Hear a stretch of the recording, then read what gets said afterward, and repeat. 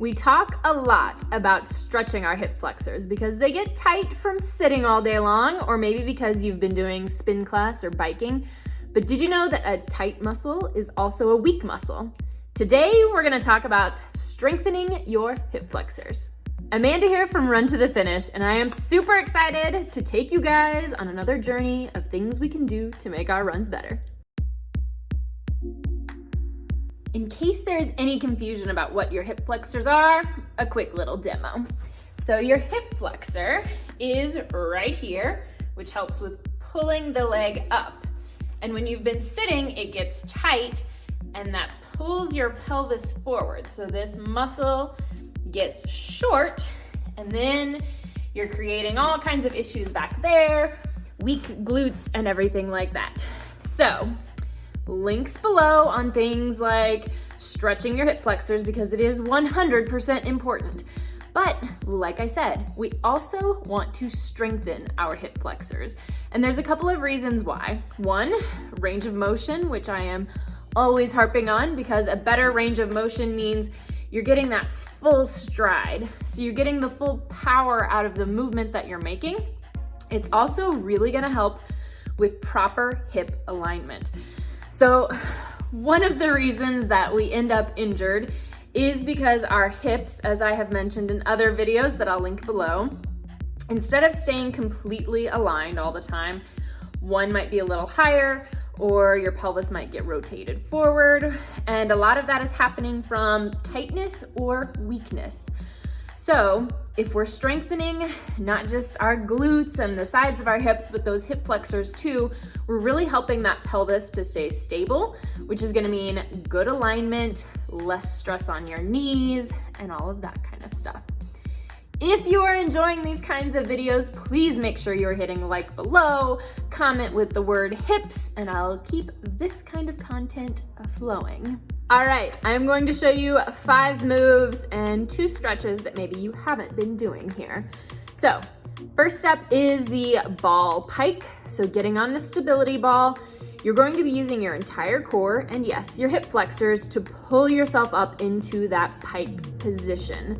This is not an easy one, but it is a fantastic one. Next up is the high hurdle step. This is actually kind of a plyometric move, so you're getting extra benefits from it.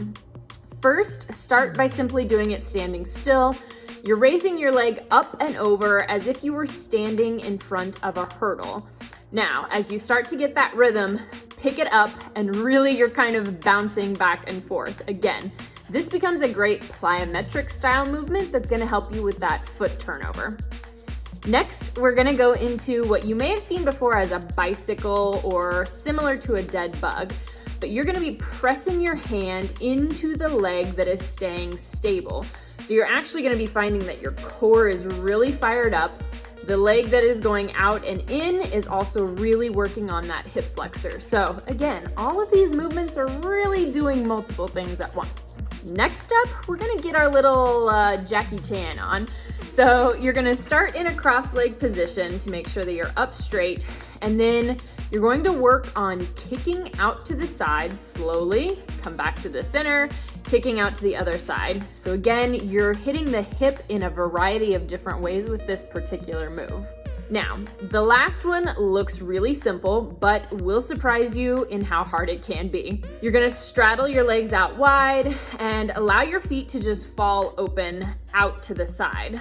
Now, take your right leg, rotate that foot as far in as you can, and then lift the leg and hold for at least 1 second, up to 3 seconds. Start by having your hands behind you, braced, giving you that additional support. If you can work up to doing this with no hands, trust me, that is a solid effort. Moving on to the 2 stretches.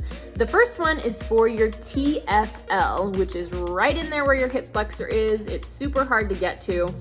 So in this kneeling stretch, you line your foot and your knee up with each other and then lean slightly into that side.